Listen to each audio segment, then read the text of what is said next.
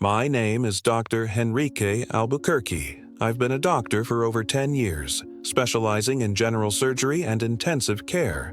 During this time, I've had experiences that have shaped not only my career but also my outlook on life. Within a hospital, I've been in situations that required split-second decisions that tested my physical and emotional limits, and that taught me that no matter how advanced medicine is, we don't always have all the answers. I won't dwell on titles or a resume. What I want you to know is simple. I lived through moments when science seemed powerless, and it was precisely in those moments that something inexplicable happened before my eyes. Something that, even years later, still resonates within me. I could call it chance, a coincidence, but in some situations, the only word that fits is miracle. When I decided to become a doctor, I believed that study, technique, and dedication were enough to win any battle against death. But I soon realized that life doesn't follow textbooks, protocols, or mathematical predictions. Sometimes medicine reaches a line it can't cross, and that's when another force, mysterious, unpredictable, and powerful, enters the scene. What I'm about to share here isn't fiction. It's not an exaggeration to capture your attention. It's a true story, which took place inside an ICU, with all the elements you can imagine. Monitors blaring alarms, nurses racing against time, family members awaiting news with heavy hearts. And in the midst of this tense scene, we were surprised by something that completely changed the course of that night. I never forgot this story because it taught me a lesson that goes beyond any scientific knowledge. Life does not fit into ready-made formulas. It's full of mysteries that challenge even the most experienced professionals. And when we witness something like this, not just as doctors but as human beings, we are forced to recognize that there's a limit to what we can explain. This memory stays with me like a brand. Every time I enter an operating room or an ICU, I remember this episode. It reminds me that no matter how powerful science is, there will always be something beyond it, something that touches the heart, that stirs faith, and that reminds us that we are not in control of everything. Today, I want to share this story with you, not only to show the gravity of what we experienced that night, but also to convey hope. Because in a world where so many people have lost faith, stories like this can be a beacon of light, proof that the unexpected can happen when you least expect it. I want to thank you in advance for being here with me. The simple fact that you gave me a few minutes of your attention makes this moment special. And I promise, what you're about to hear isn't just a clinical narrative, it's a slice of my life, a memory that's never left my mind. So, get ready, because this story begins with science declaring there was nothing left to be done, but ends with an outcome none of us could have imagined. That night began like so many others on an ICU shift, but quickly took a turn no one expected. The atmosphere was tense. Monitors were blaring incessant alarms. Every second felt like a race against time, and the team was already moving on automatic, like soldiers in a silent war. But deep down, we all knew we were losing the battle. It was then that I heard the phrase that still echoes in my mind. It's useless to continue. These words didn't come from someone inexperienced, but from a colleague with decades of experience, a professional accustomed to fighting until the last moment. When he said that, silence fell over the room for a brief moment. It was as if everyone had stopped to absorb the harsh reality. Science had given up. Now, let me open my heart to you, the one watching. This kind of moment completely changes the way we view life. Because there, amid the sound of the machines and the weary looks, it seemed like there was nothing left to do. It was the end. Or at least, that's what everyone believed. But I need you to stay with me until the end of this video. What happened after that moment was something that shook my deepest convictions as a doctor, something that no scientific explanation could justify. It was from that moment that an impossible story began to unfold before our eyes. And before I go into the details, I'll ask just one thing. Subscribe to the channel now and write in the comments the phrase, "I believe in miracles." This is essential. I need at least 100 comments so that YouTube can deliver this video to more people, because stories like this can rekindle hope in those who are tired of fighting. Now that you've done that, let's go back to the ICU. The patient from that night, whom I will call Mr. Augusto, was at the limit.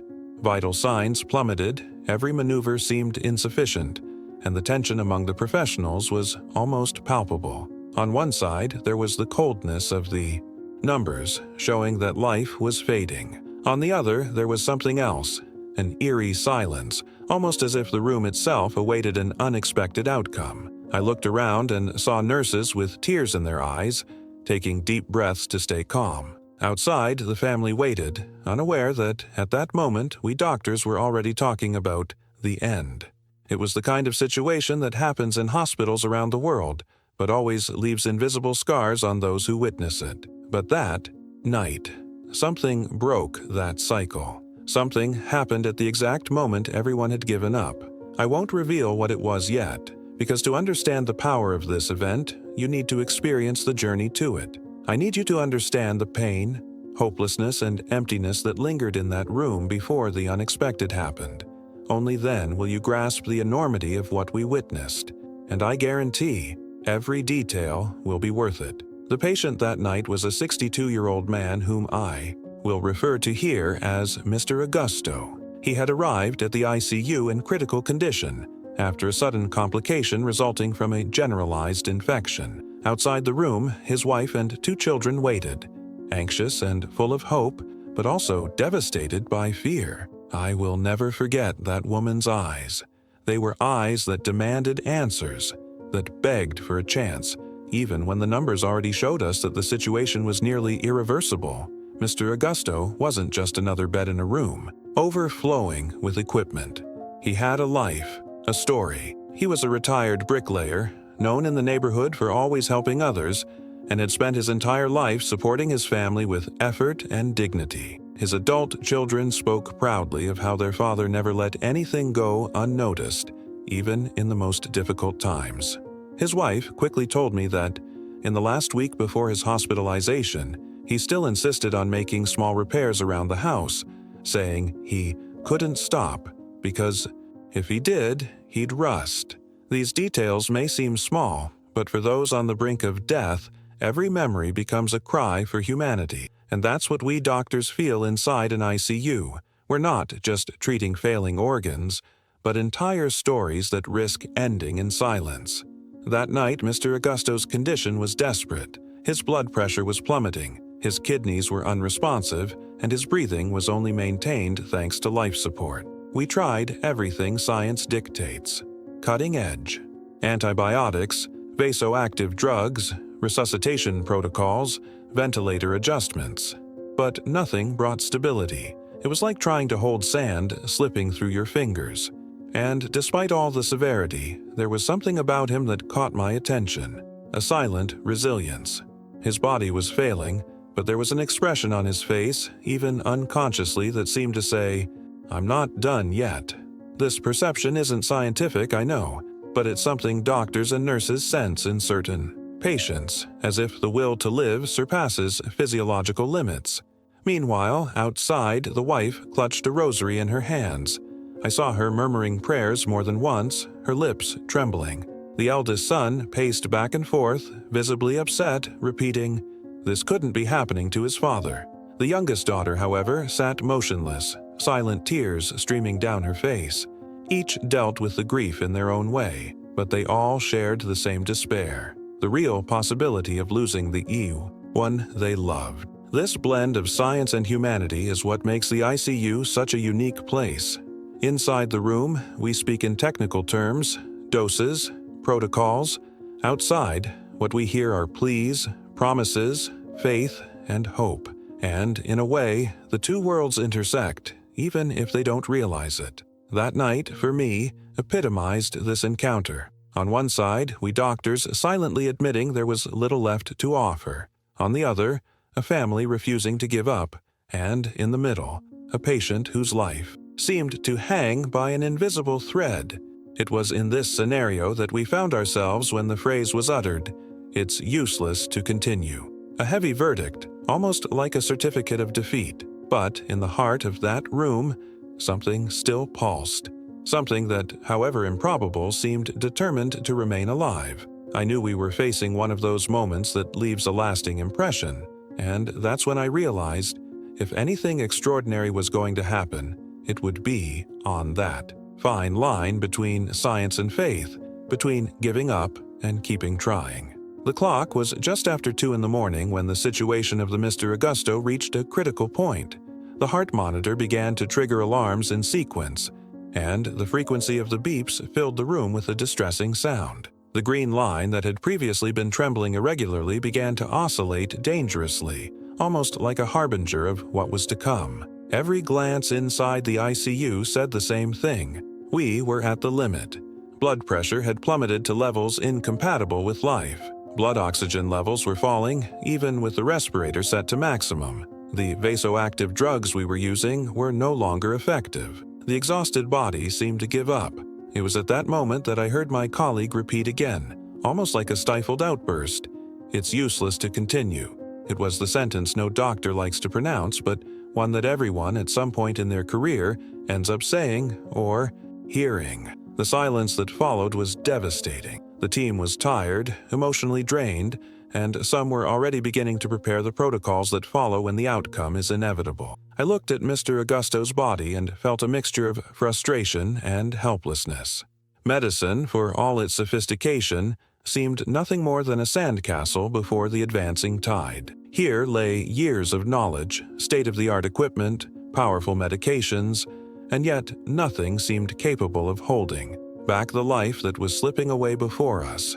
The scene was heartbreaking. Nurses rushed to adjust cables and probes, the anesthesiologist sweating as he checked the ventilation, and I, with trembling hands, reviewing for the 1,000th time the protocols that had already been implemented. There was no technical error, no negligence. There was just a body that said, "I'm tired." Outside, the family had no idea of the gravity of what was happening at that very moment. They couldn't hear the alarms, couldn't see the monitor's line fading. But inside, we felt each second weigh like an eternity. It was like being in a room where the air had become denser, suffocating, charged with a tension inexpressible in words. And it's at these moments that time seems to lose its rhythm. A few minutes can feel like hours. You glance at the clock and can't believe the hand has moved so little. Meanwhile, inside the head of every professional present, a whirlwind of thoughts passes. What else can we do? Is there a maneuver we've forgotten? Some detail we missed? Or has the time truly come to accept the inevitable? The crisis reached its peak when Mr. Augusto's heart entered a severe arrhythmia. The tracing on the monitor began to show a chaotic, unpredictable dance, ever closer to the straight line we all fear. The team positioned itself to begin compressions. The emergency cart was already open, and the defibrillator was ready. Charged to 200 joules. I ordered even though I knew the chances of a response were minimal. The paddles touched the patient's chest, the shock was released, the body shuddered, and nothing. We tried again. Another shock, another attempt at compressions. Sweat was pouring down everyone's faces. Breathing was heavy, the physical and emotional exertion mingling in a desperate struggle, and still the answer did not come. It's at this point that reality brutally imposes itself. You look at the patient and realize that they may be facing their last breath. Science no longer has any tricks up its sleeve. There are no secret formulas or miracle techniques left. This is a stark and raw confrontation with death. I could feel the weight of that battle slipping through my fingers.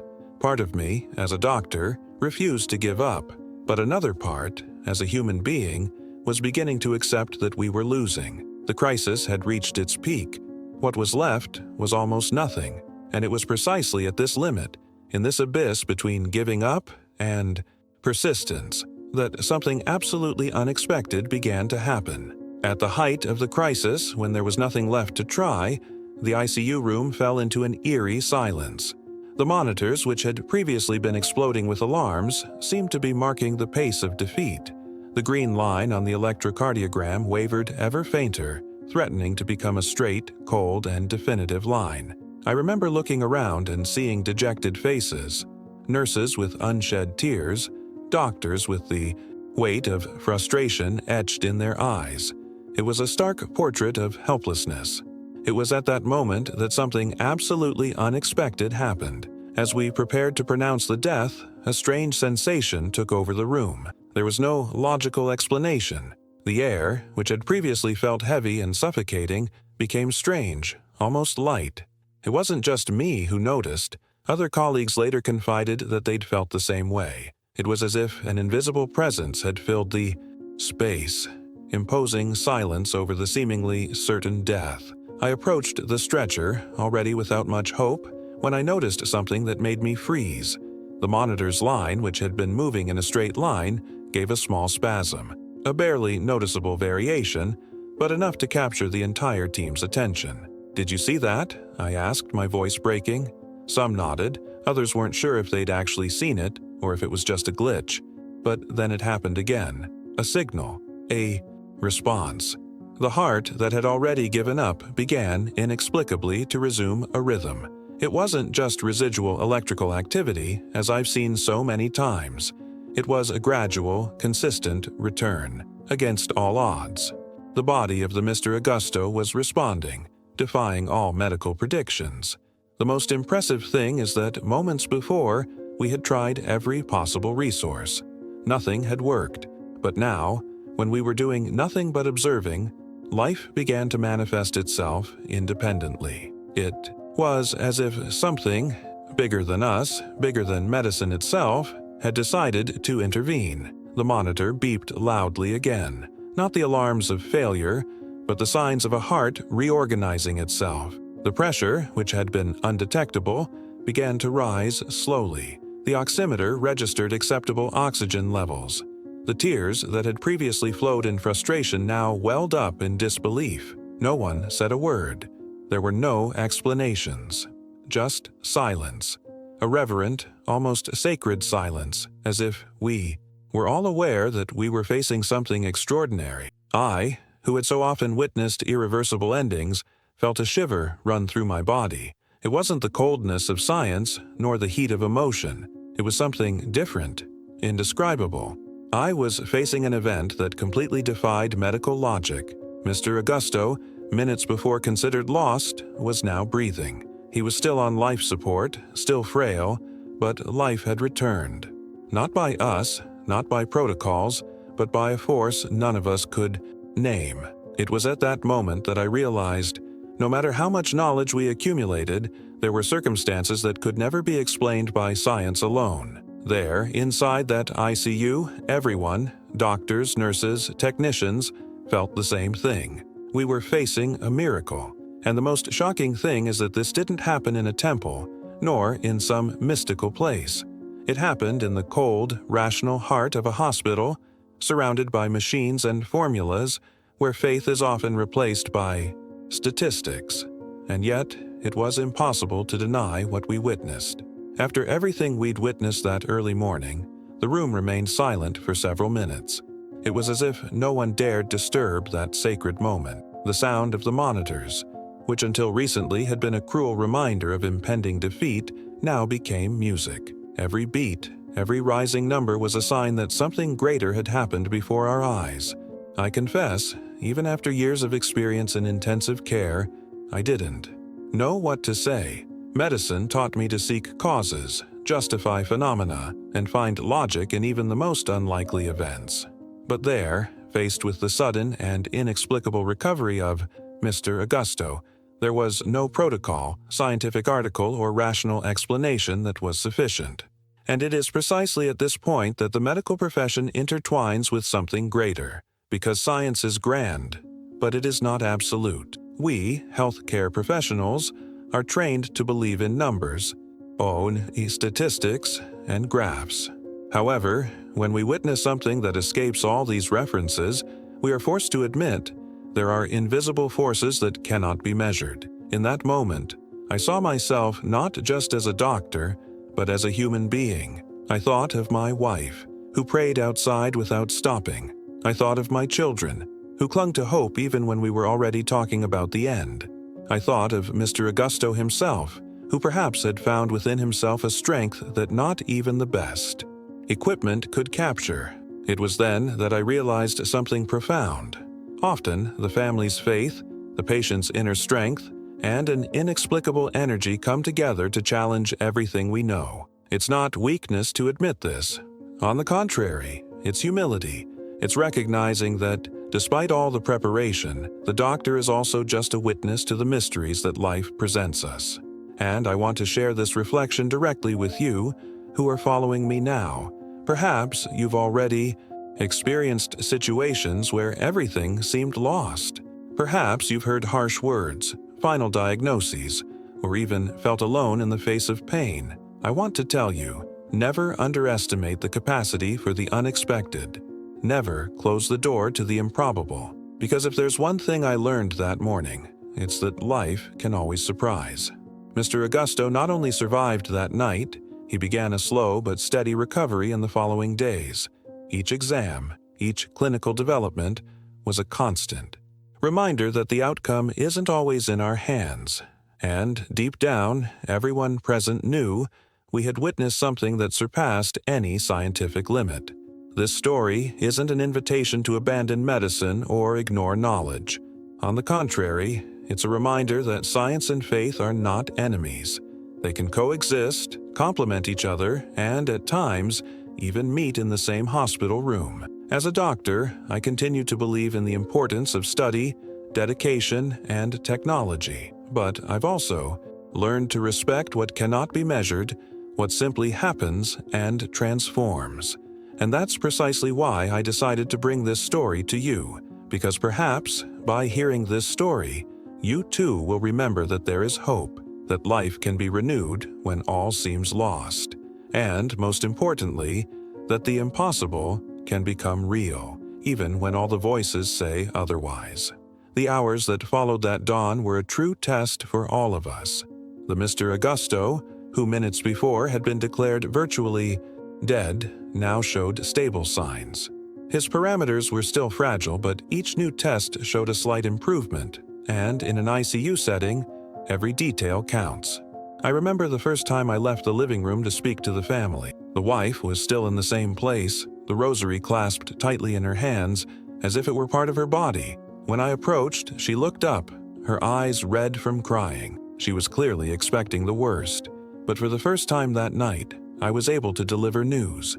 She never imagined. He responded. His heart started beating steadily again. It's still too early to talk about recovery, but he's alive. Her reaction was instantaneous.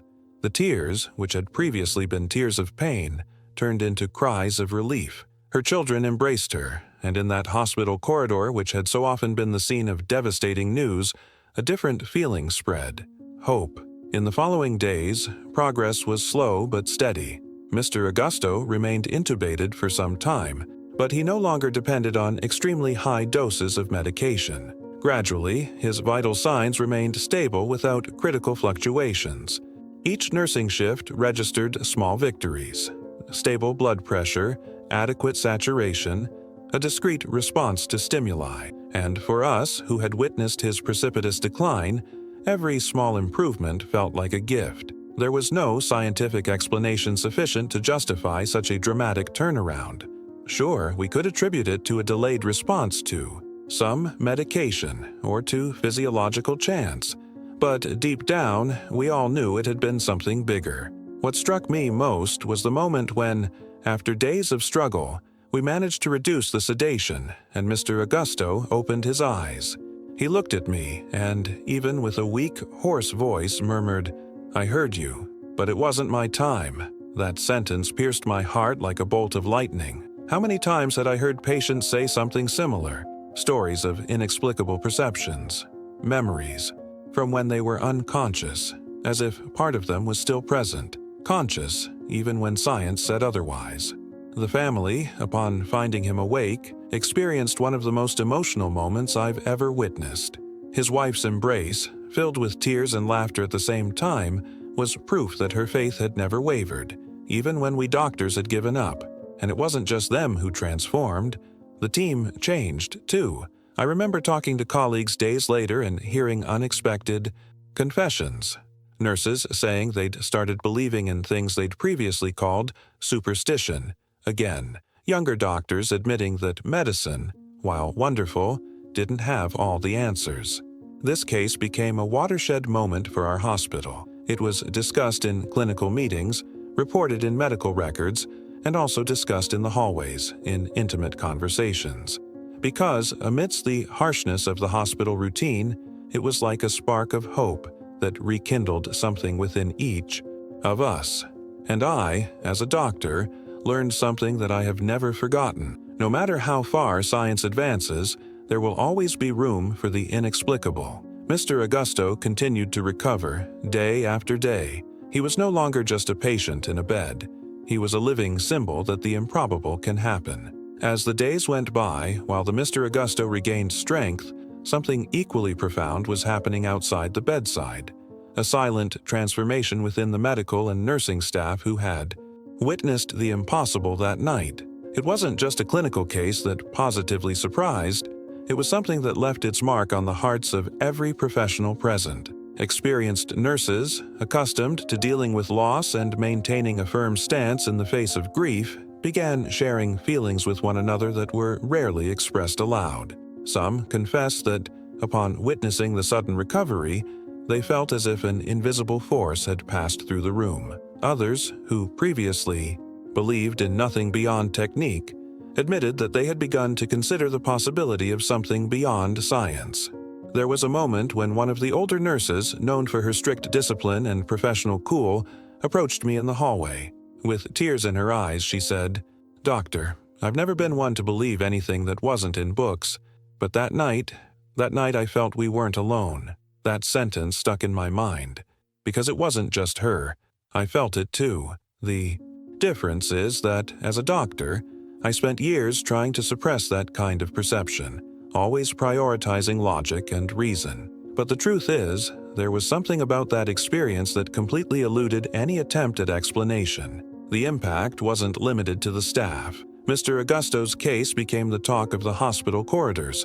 Other professionals who weren't even present that morning came to me to hear the story. It was as if everyone was searching for a glimmer of hope amidst so many stories of pain and farewell.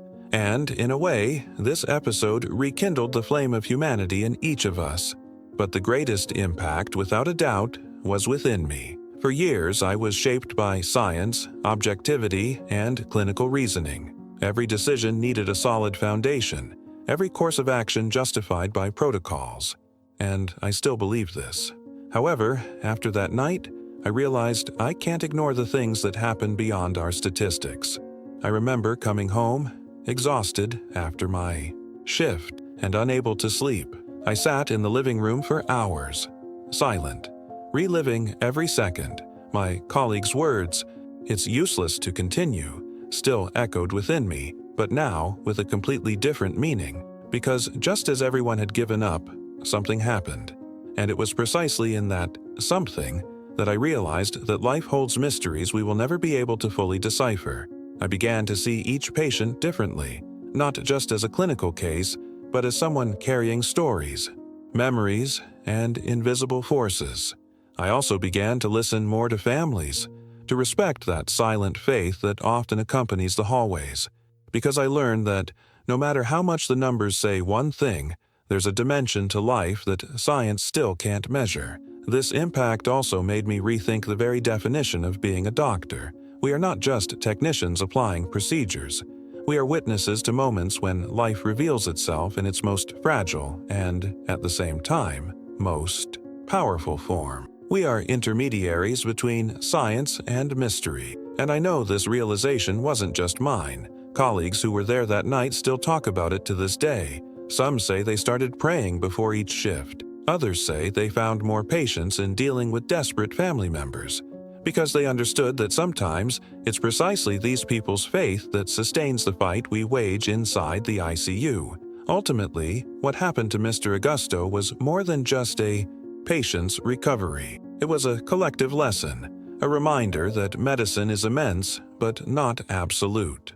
A call to never forget that behind every protocol lies a life that can surprise. And I, personally, was never the same after that night. The days turned into weeks, and the case of Mr. Augusto. He went from being just a thick chart in the ICU to a living symbol within the hospital. Every professional who passed by his bedside carried in their gaze a mixture of respect and admiration. It was as if they all knew, silently, that they were before someone who had crossed the border between life and death and returned. His recovery was slow, marked by ups and downs, but with each obstacle overcome, everyone's faith grew stronger. I remember the day we managed to remove the mechanical ventilation tube. He was breathing with difficulty but on his own. At that moment, the room filled with a quiet, almost restrained joy, as if no one wanted to disturb the solemnity of the scene. His wife held his hand, tears streaming down her face as she whispered, "You came back to us." These words echoed in the minds of everyone present, because indeed he had returned, not just to his family but to all of us who had witnessed his struggle. Over time, Mr. Augusto began to talk more, to interact, to regain full consciousness. One of the first conversations we had was something that deeply impressed me. He told me, in a weak voice, that at times he felt like he was somewhere else.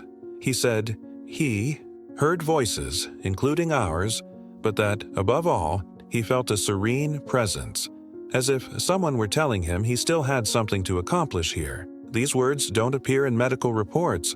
They're not data that can be attached to a test.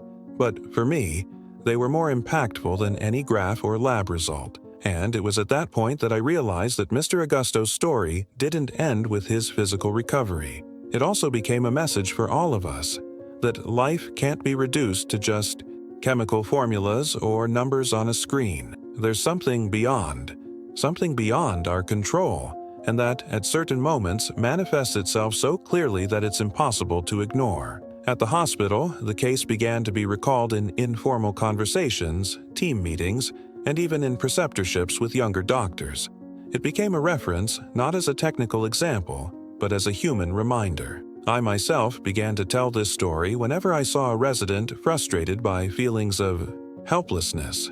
I would tell them, never forget that there are situations where the unexpected can happen. Do everything science tells you, but never lose the ability to believe that something beyond can intervene. This episode also gave me a new way of looking at medicine. I understood that being a doctor isn't just about applying protocols.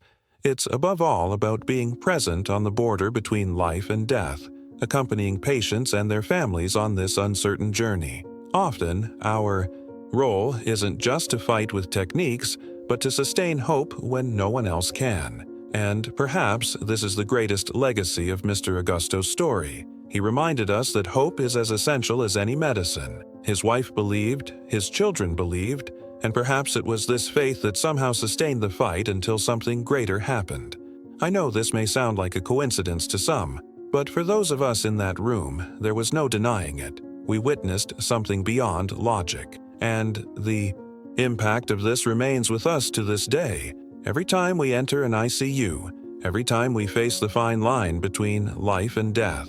Mr. Augusto's case was never forgotten. It became not just a story of survival, but a turning point.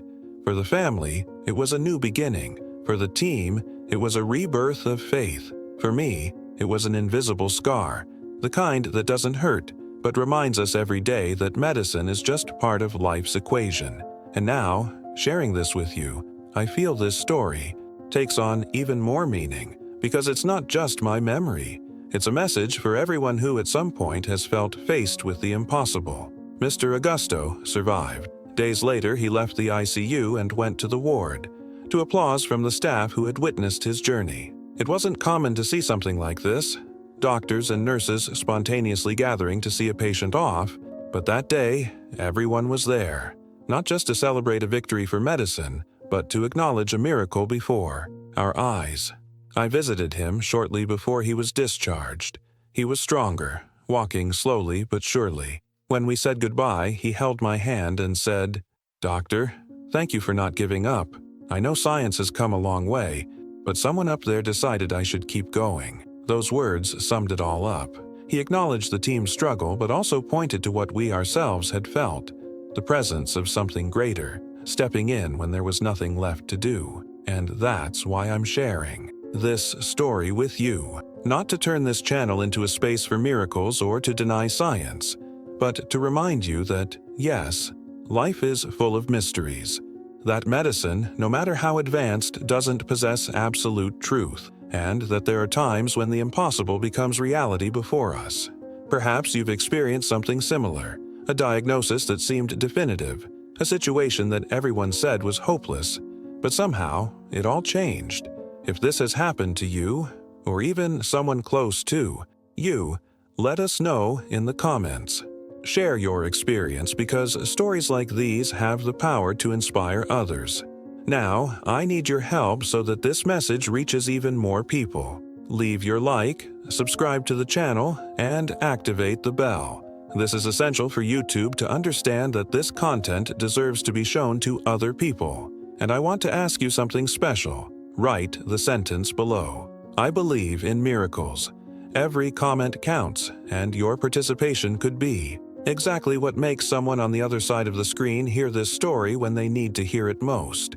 But don't think this is the only story I carry with me. There are other real experiences, just as impactful, that show how far science can go and how far life can surprise us.